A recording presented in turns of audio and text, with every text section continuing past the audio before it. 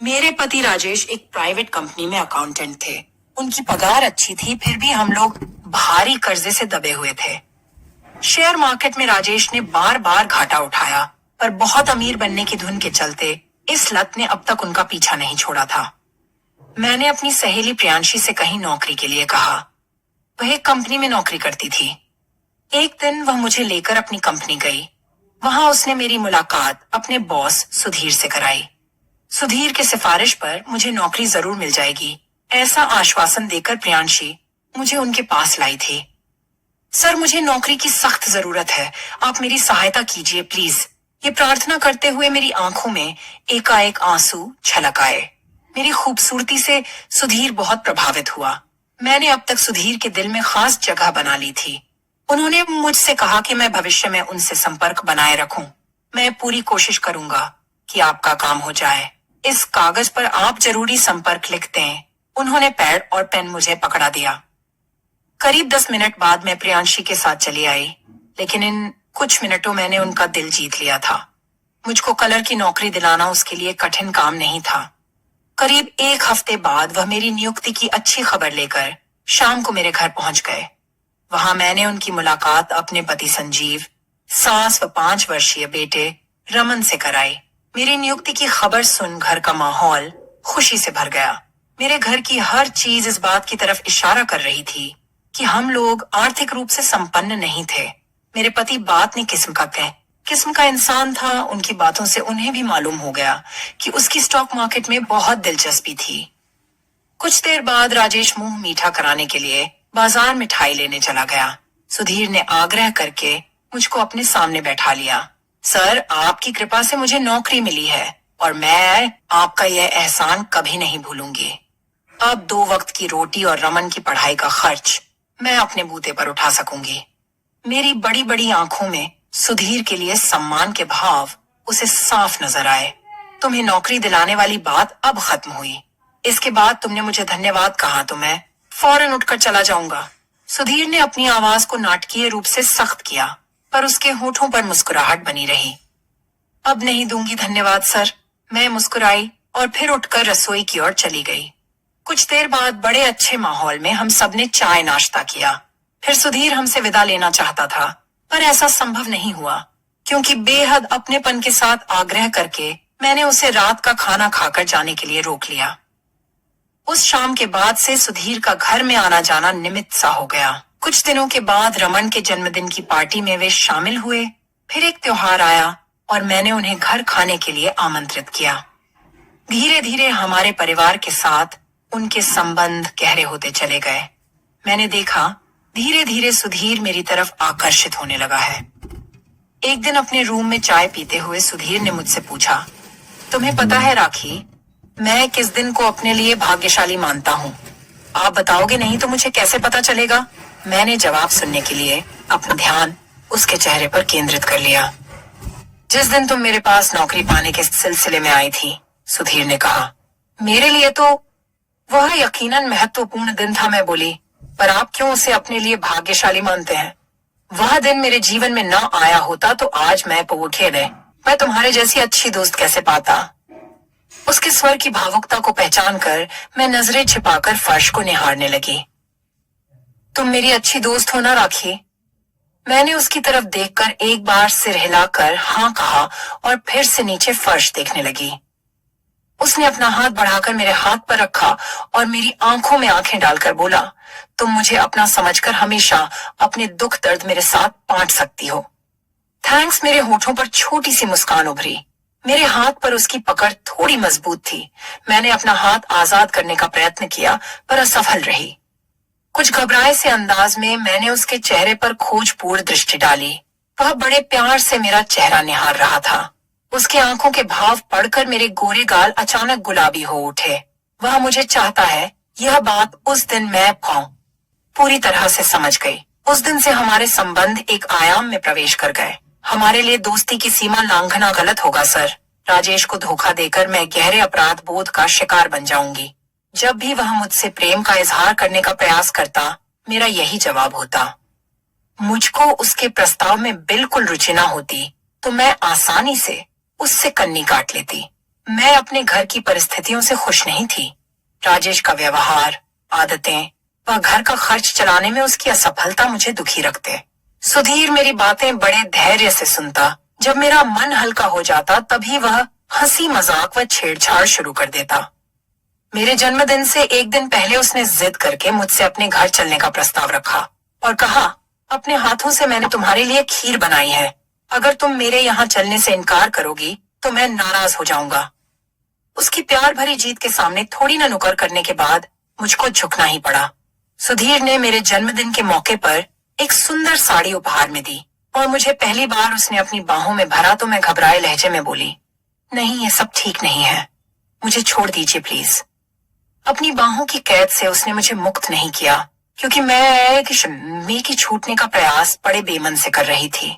मेरे मादक जिस्म का नशा उस पर कुछ इस तरह हावी था कि उसने मेरे कानों और गर्दन को गर्म सांसें छोड़ते हुए चूम लिया। मैंने झुरझरी के साथ सिसकारी ली। मुंह से ना करती रही पर उसके साथ और ज्यादा मजबूती से मैं लिपट भी गई। मुझको गोद में उठाकर वहां बेडरूम में ले आया। वहां उसके आगोश में बनते ही मैंने सब तरह का विरोध समाप्त कर समर्पण कर दिया। वह मेरे बदन को चूमने लगा और मैं भी उसके गालों को चूमने लगी। हम दोनों के अंदर उठे उत्तेजना के तूफान के थमने के बाद भी हम देर तक निढाल होकर एक दूसरे से लिपट कर लेटे रहे। कुछ देर बाद मेरे सिसकने की आवाज सुनकर वह चौंका। मेरी आंखों से आंसू बहते देख वह प्यार से मेरे चेहरे को चूमने लगा। मेरी सिसकियां कुछ देर बाद थमी तो उसने पूछा, क्या तुम मुझसे नाराज हो? जवाब में मैंने उसके होठों का चुंबन लिया और भावुक स्वर में बोली, प्रेम का इतना आनंददायक रूप मुझे दिखाने के लिए धन्यवाद सुधीर। हमारे संबंध एक नए आयाम में प्रवेश कर गए। मैं ही नहीं बल्कि मेरे घर के बाकी सदस्य भी सुधीर को अच्छे लगने लगे। वह भी अपने को हमारे घर का सदस्य समझने लगा। वह मेरे घर वालों की जरूरतों का ध्यान रखता। एक दिन सुधीर के माता पिता उससे मिलने आए। उसके लिए एक रिश्ता आया हुआ था। वह दोनों इसी सिलसिले में उससे बात करने आए थे। उसकी माँ बोली, तुम कब चलोगे उसे देखने? किसी दिन चलेंगे, उसने गोलमोल सा जवाब दिया। अगले रविवार को चले, देखेंगे, उसने फिर टालने की कोशिश की। उसके पिता अचानक गुस्से में बोले, इससे तुम चलने को हाँ नहीं कहवा सकोगी क्योंकि आजकल इसके सिर पर उस राखी का जुनून सवार है। प्लीज पापा, बेकार की बातें ना करें। राखी से मेरा कोई गलत रिश्ता नहीं है। वह नाराज हो उठा। अपने बाप से झूठ मत बोलो सुधीर, यहाँ क्या चल रहा है? इसकी रिपोर्ट मुझ तक पहुँचती रहती है। लोगों की गलत व झूठी बातों पर आप दोनों को ध्यान नहीं देना चाहिए। उसकी माँ ने पिताजी को चुप कराकर उसे समझाया। सुधीर, सारी कॉलोनी राखी और तुम्हारे बारे में उल्टी सीधी बातें कर रही है। उसका यहाँ आना जाना बंद करो बेटा, नहीं तो तुम्हारा कहीं रिश्ता होने में बड़ा झंझट होगा।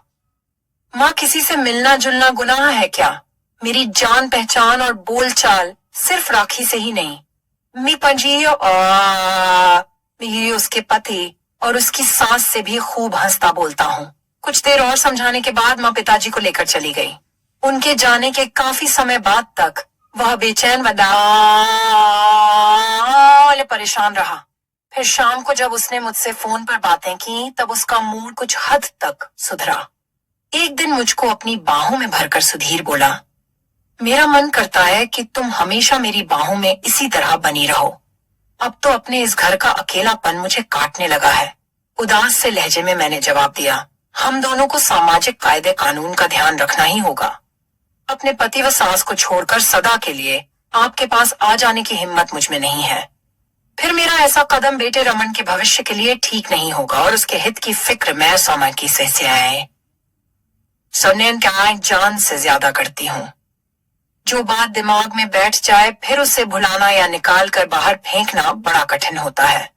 मैं सुधीर के बहुत करीब थी, फिर भी उसके अंदर का असंतोष और बेचैनी बढ़ती ही गई।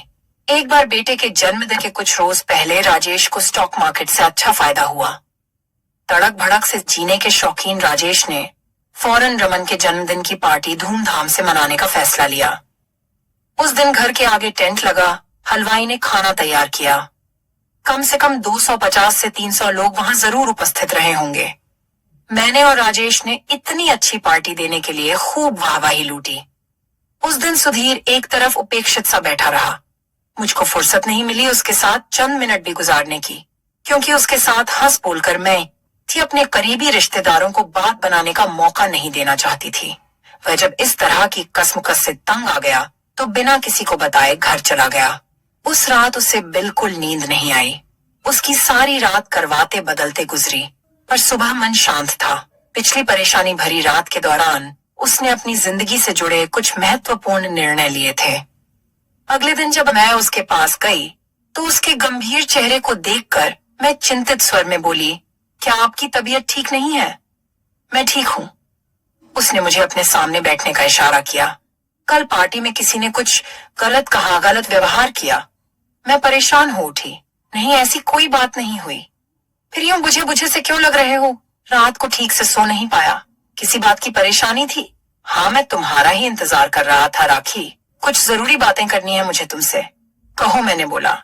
उसने भावहीन स्वर में मुझे बताया, मैं आज उस लड़की को देखने जा रहा हूं जिसका मेरे लिए रिश्ता आया है। मैं तो हमेशा आपको वहां जाने की सलाह देती रही हूं। राखी, मैं खुद नहीं जाता, क्योंकि तुम्हारे अलावा किसी और स्त्री को अपनी जिंदगी में प्रवेश देना मुझे अनुचित लगता था। वैसा करना उस लड़की के साथ धोखा करना होता। क्या अब आपने मुझे अपने दिल से निकालने का फैसला कर लिया है? यह कहते कहते मेरी आंखों में आंसू छलक आए। राखी, तुम बिना आंसू बहाए मेरी बात को समझने की कोशिश करो प्लीज। उसने अपनी आवाज को कमजोर नहीं पड़ने दिया। देखो, तुम्हारी घर गृहस्थी सदा तुम्हारी रहेगी। मैं चाहकर भी उसका स्थायी सदस्य कभी नहीं बन सकता हूँ। तुम्हारा नाम राजेश के साथ ही जुड़ेगा, मेरे साथ नहीं। यह बात कल रात मुझे बिल्कुल साफ नजर आई। चोरी का मीठा फल खाने का अपना मजा है। तुम्हारे प्यार को मैं बहुत कीमती व महत्वपूर्ण मानता रहा हूँ। अब थक गया हूँ अकेले इस घर में रातें बिताते हुए। अब मैं सिर्फ फल खाना नहीं, बल्कि अपनी छोटी सी बगिया बनाना चाहता हूँ, जिसे मैं अपना कह सकूं, जिसे फलता फूलता देख मैं ज्यादा खुशी व सुकून महसूस कर सकूं। मैंने आपको अपनी घर गृहस्थी की बगिया बनाने से कभी नहीं रोका। मैं भावुक स्वर में बोली, आप जरूर शादी कर ले। आपकी इच्छा होगी तो मैं खुशी खुशी आपकी जिंदगी में प्रेमिका बनकर बनी रहूंगी। नहीं राखी, वैसा करना बिल्कुल गलत होगा। उसने तीखे स्वर में मेरे प्रस्ताव का विरोध किया। तब क्या आज आप मुझे हमेशा के लिए अलविदा कह रहे हैं? मैं रोवासी हो उठी। मुझे माफ करना राखी। दोस्ती की सीमाएं लांघकर तुम्हें अपनी प्रेमिका नहीं बनाना चाहिए था मुझे। मैं सिर्फ तुम्हारे मन में जगह बनाकर रखता तो आज मेरी शादी के कारण हमें एक दूसरे से दूर ना होना पड़ता। मैं उठकर खड़ी हो गई और थके स्वर में बोली, सर, आप जैसे नेक इंसान को कभी भूल नहीं पाऊंगी, पर शायद आपका फैसला बिल्कुल सही है। मैं चलती हूँ। इतना कहकर मैं अपने आंसू पोंछते हुए घर की ओर निकल पड़ी। तो दोस्तों,